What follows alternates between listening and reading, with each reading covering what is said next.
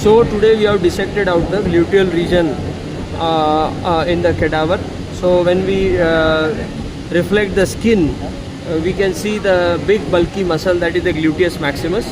And when we cut the gluteus maximus along its origins, so along the sacrum, posterior gluteal line, and the posterior surface of the gluteal part of the bone, inferior surface, etc. So there are 8 origins, and it gets inserted here into the ischial tuberosity and into the ITT, that is the iliotibial tract. So this whitish part is the iliotibial tract. So when we reflect the gluteus maximus muscle, we can see this is the nerve supply of the gluteus maximus muscle, that is the inferior gluteal nerves and vessels. Then what we can see is the gluteus medius muscle. So lateral to the gluteus maximus origin along the sacrum and the gluteal part of the hip bone, we can see the gluteus medius muscle. And when we reflect this gluteus medius, this completely the gluteus medius muscle, almost all of these are fan shaped.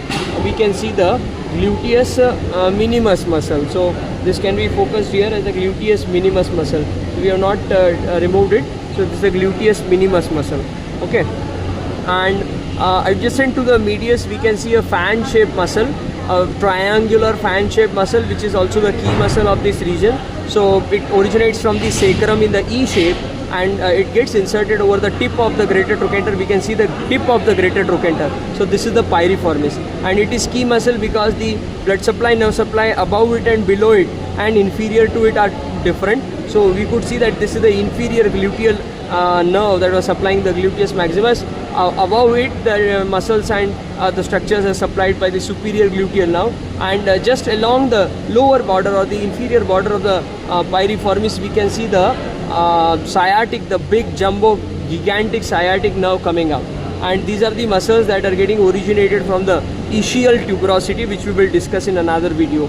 Also we can see as a quadrangular shaped muscle, that is the quadratus femoris. So once we dissect out or separate this, we can see this quadrangular shaped muscle. It's getting attached between the hip bone and the femur, the posterior part of the greater trochanter.